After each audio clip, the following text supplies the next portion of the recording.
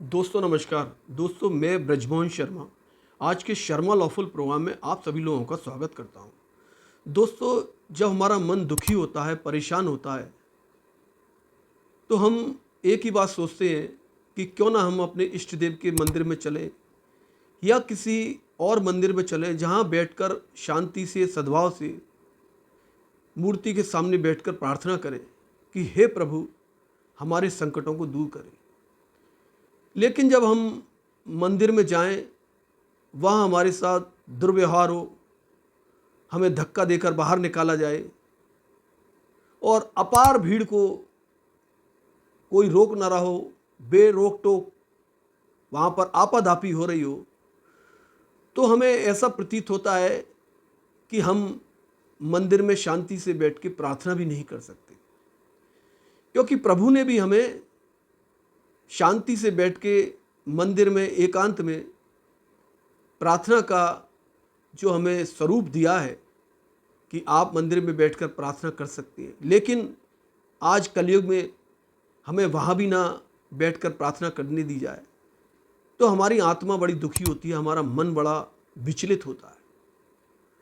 दोस्तों, आज जो मैं आपसे बात करने आया हूँ उसमें हमारे जो श्रद्धालु हैं उनके लिए सुप्रीम कोर्ट ने बहुत ही शानदार फैसला किया है। और जो लोग मेरे अभी यूट्यूब चैनल से नए जुड़े हैं, प्लीज़ वो मेरी वीडियो को लाइक करें और सब्सक्राइब करें। दोस्तों, सुप्रीम कोर्ट ने श्रद्धालुओं की जो परेशानी है उसको समझा और जाना। तभी सुप्रीम कोर्ट ने यह फैसला दिया कि मंदिरों में शांति और सद्भाव बना रहना चाहिए। दोस्तों, सुप्रीम कोर्ट ने अभी 15 मई 2025 को लेटेस्ट फैसला किया है बांके बिहारी मंदिर के ऊपर।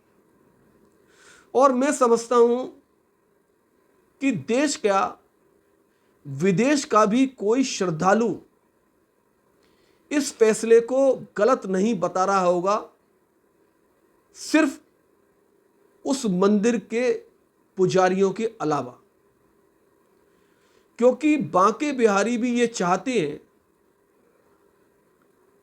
कि व्यवस्था में बदलाव हो। जिस तरह से मंदिर में अव्यवस्था कर रखी है उससे बांके बिहारी भी बहुत परेशान है, बहुत दुखी है। क्योंकि जो भी व्यक्ति उस मंदिर के अंदर जाता है, आमजन, साधारण आदमी, वो इतना दुखी और परेशान होकर आता है, वो कान पकड़ता है कि हे प्रभु, हे बिहारी जी, मुझे तब बुलाना जब आपके मंदिर का विस्तार हो जाए। मैं ऐसी अव्यवस्था में आपके दर्शन करना नहीं चाहता जहां सिर्फ धक्कों और बेइज्जती के अलावा वहां कुछ ना मिलता हो। मैं आपकी घर बैठ के आराधना कर लूँगा, घर बैठ के आपकी पूजा अर्चना कर लूँगा।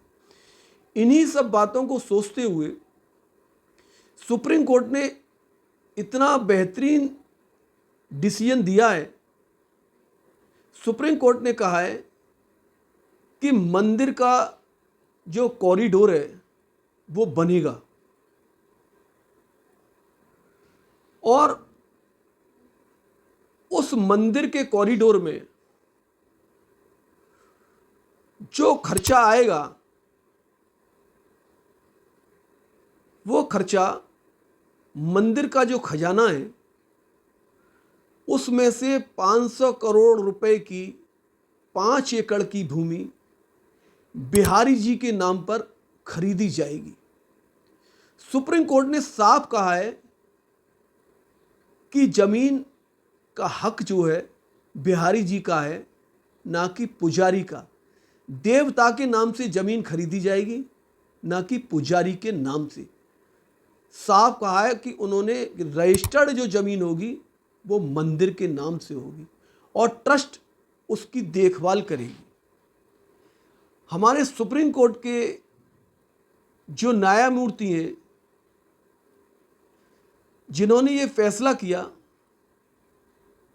न्यायमूर्ति बेला एम त्रिवेदी और न्यायमूर्ति श्री सतीश चंद्र शर्मा जी, उन दोनों को मैं दिल से बधाई देता हूं, क्योंकि मैं भी बिहारी जी के मंदिर के अंदर के जो हलचल है या अंदर की व्यवस्था को देखकर मेरा मन भी बहुत द्रवित होता है, बहुत दुखी होता है, और पुजारियों के व्यवहार को देखकर तो बहुत ही दुखी होता है।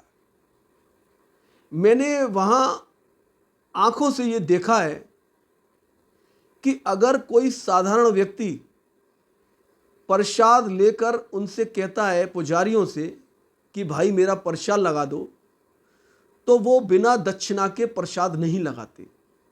और अगर आप 100 रुपये 200 रुपये रखोगे तो छुएंगे भी नहीं। और अगर आप 500 रुपये की दक्षिणा लगाओगे, 500 रुपये उसके ऊपर रखोगे अपने प्रसाद के ऊपर, तो वो आपका प्रसाद लगाएंगे और प्रसाद के साथ में आपको एक गुलाब की माला भी देंगे। और अगर आपने 5,000 रुपये रख दिए तो आपको एक बिहारी जी का पटका भी देंगे। मतलब जितनी ज़्यादा दौलत खर्च करोगे उतना बिहारी जी के नज़दीक पहुंच जाओगे। और बिना पैसे के तो वहां पर धक्के मारे जाते हैं, इतना गंदा व्यवहार है। एक बार मैंने वहां गलती से मंदिर के अंदर आंगन में बिहारी जी की मूर्ति के सामने, बिल्कुल रियल किस्सा बता रहा हूं अपनी लाइफ का, मैंने वहां टीका लगवा लिया उससे, रोरी का लाल कलर का, और मैंने उसे 10 रुपये दिए, क्योंकि मैं ब्राह्मणों में जानता हूं कि जो आदमी टीका कर रहा है तो उसे दक्षिणा देनी चाहिए। तो उसने 10 रुपये मेरे मुंह पर फेंक दिए, बोले मैं तो 100 रुपये लूँगा। मैंने कि 100 रुपये मेरे पास नहीं है। वो मेरे सिर पड़ गया, मेरे से बदतमीजी करने लगा। और जब बदतमीजी होती है तो सारे पुजारी एक हो जाते हैं, और जो जिससे होती है वो बेचारा अकेला पड़ जाता है। तो वहाँ से अपना सीधा बनकर बेचारा निकल जाता है। ये स्थिति है। और सुप्रीम कोर्ट ने और सरकार ने जो कमेटी बनाई है वो वाकई सराहनीय योग्य कार्य है। मैं फिर दोबारा कह रहा हूं कि देश का नहीं, विदेश का भी कोई श्रद्धालु, जो पुजारी आजकल रौला काट रहे हैं, हल्ला गुल्ला काट रहे हैं मथुरा वृंदावन के अंदर कि हम कॉरिडोर नहीं बनने देंगे, उनके अलावा कोई भी आदमी पूरे दुनिया के अंदर विरोध नहीं कर रहा।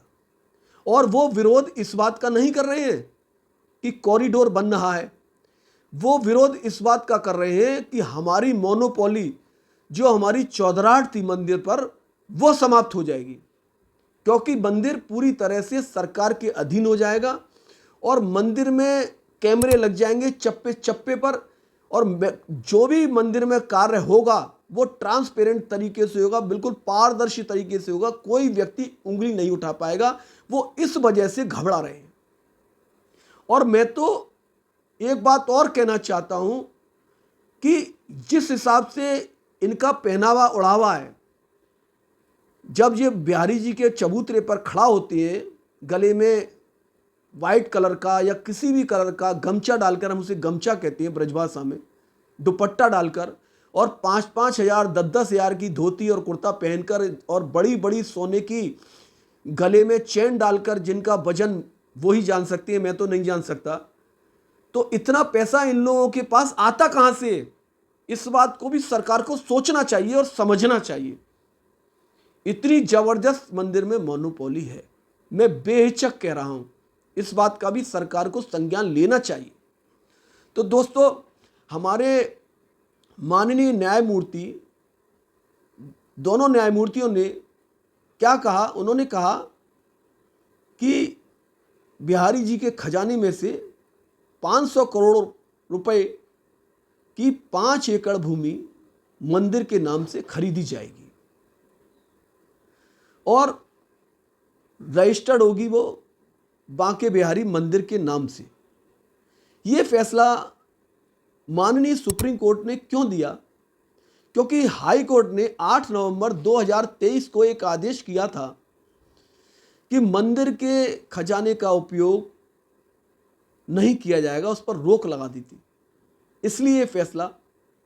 इसलिए ये मामला सुप्रीम कोर्ट में पहुंचा। तब ये माननीय न्यायमूर्तियों ने दोनों ने डिसीजन दिया है और कोर्ट ने कहा कि मंदिर के अंदर लगभग 30 से 40 हजार श्रद्धालु प्रतिदिन आते हैं और अन्य महत्वपूर्ण त्योहारों पर 1 से 1.5 लाख, और सबसे महत्वपूर्ण जो त्योहार है वृंदावन का, बांके बिहारी लाल का, मथुरा का, वो है जन्माष्टमी। उस पर बिहारी जी के दर्शन करने के लिए लगभग 5,000 श्रद्धालु आते हैं। इनकी व्यवस्था संभालने के लिए कॉरिडोर का बनना अति आवश्यक है। और उन्होंने कहा कि वर्ष 2022 में भगदड़ के कारण अंदर मंदिर में कई लोगों की जानें गई थी, और ये जो है कॉरिडोर जो बनेगा वो हमारे काशी विश्वनाथ मंदिर की तर्ज पर बनेगा, जिसमें पार्किंग भी होगी, धर्मशाला भी होगी, शौचालय भी होगा, सुरक्षा चौकियां भी होंगी, और यमुना तट से मंदिर मार्ग के लिए 3 मार्ग दिए जाएंगे, कोर्ट ने बताया। और जमीन का स्वामित्व मंदिर ट्रस्ट के पास होगा। और कोर्ट ने कहा वैष्णव परंपरा के जानकारों के लोग वहां पुजारी के रूप में नियुक्त होंगे। और कोर्ट ने यह भी कहा श्रद्धालुओं को सुरक्षित सुविधाजनक दर्शन प्रदान करना हमारा कर्तव्य है। ये प्रोजेक्ट जो है भक्ति व विकास का अनूठा संगम होगा देश के अंदर। और मेरा विशेष रूप से ये कहना है देश की सरकार से और प्रदेश की सरकार से कि इस मंदिर का जो भी देखभाल है वो सेंट्रल फोर्सेस के अंडर में करी जाए, आर्मी के अंडर में। जैसे वैष्णो देवी का मंदिर है वो आर्मी के अंडर में है, वहां पर पूरी तरह से पारदर्शी हिसाब से सब चीज चलती है। अगर कोई आदमी पैसा चढ़ाना भी चाहता है तो वहां स्पष्ट ऐलान होता रहता है कि अगर आप कोई भी रुपया चढ़ाना चाहो 1 से या 1 करोड़ तक, जितना भी आपकी श्रद्धा हो, वो आप गुल्लक में चढ़ाएं, किसी को कैश ना दें। इस तरह की व्यवस्था इस मंदिर में बहुत ही महत्वपूर्ण है। और जो भी चांदी सोना चढ़ावा आए वो ट्रस्ट के अनुसार ट्रस्टी आए उनकी देखरेख में चढ़ेगा और खजाने में जमा हो जाए। ऐसी व्यवस्था सरकार को बनाना चाहिए। पूरे कॉरिडोर में चप्पे चप्पे पर कैमरे लगे होने चाहिए जिससे किसी प्रकार की हेरा फेरी मंदिर में ना हो सके। और एक मेरा अपना सुझाव है और जनता भी ये मांग कर रही है कि इस ट्रस्ट के अंदर माननीय प्रधानमंत्री और हमारे सुप्रीम कोर्ट के मुख्य न्यायाधीश, माननीय उत्तर प्रदेश सरकार के मुख्यमंत्री, उत्तर प्रदेश शासन के मुख्य सचिव, चीफ सेक्रेटरी, मथुरा के जिला जज और मथुरा के जिला अधिकारी को भी इस ट्रस्ट में शामिल किया जाए। ये जनता के भी विचार हैं और श्रद्धालुओं के भी विचार हैं, क्योंकि इससे मंदिर की देखरेख में बिल्कुल ट्रांसपेरेंसी बनी रहेगी और मंदिर की व्यवस्था सुचारू और सही रूप से चलती रहेगी। और जो मंदिर का जो भी पैसा मंदिर में चढ़ावा आएगा वो मंदिर के ही इस्तेमाल में सही तरीके से कमेटी के सहयोग से, ट्रस्ट के सहयोग से आगे नए नए प्रोजेक्टों में, नए नए सुधारों में लगता रहेगा। आप कल्पना नहीं कर पाओगे कि हमारे बांके बिहारी के दर्शन करने के लिए लोग देश विदेश से आते हैं। सबसे ज़्यादा भक्त अमेरिका, यूके, कनाडा ऑस्ट्रेलिया और अन्य यूरोपियन कंट्री से भी आते हैं। बहुत भक्त आते हैं और इनमें एक ऐसी भावना बने कॉरिडोर बनने के बाद कि कॉरिडोर की व्यवस्था और ट्रस्ट की व्यवस्था को ये श्रद्धालु देखते ही रह जाएं, मन से धन्यवाद दें, अपनी आत्मा से धन्यवाद दें कि बिहारी जी पर जो व्यवस्था सरकार ने बनाई है, ट्रस्ट ने बनाई है, बड़ी शानदार और जानदार बनाई है। अपने अपने देशों में जाकर तारीफ करें। तो दोस्तों, अगर ये मेरी वीडियो आज जो मैंने मथुरा वृंदावन के कॉरिडोर, बिहारी जी के कॉरिडोर के ऊपर बनाई है, आपको कैसी लगी है, आप इस मेरी वीडियो को लाइक करें, सर्च करें, शेयर करें, और अगर आपको लीगली मुझसे कुछ कहना है तो आप मेरे कमेंट्स बॉक्स में भी लिख सकती हैं। जय हो श्री वृंदावन बिहारी लाल की जय।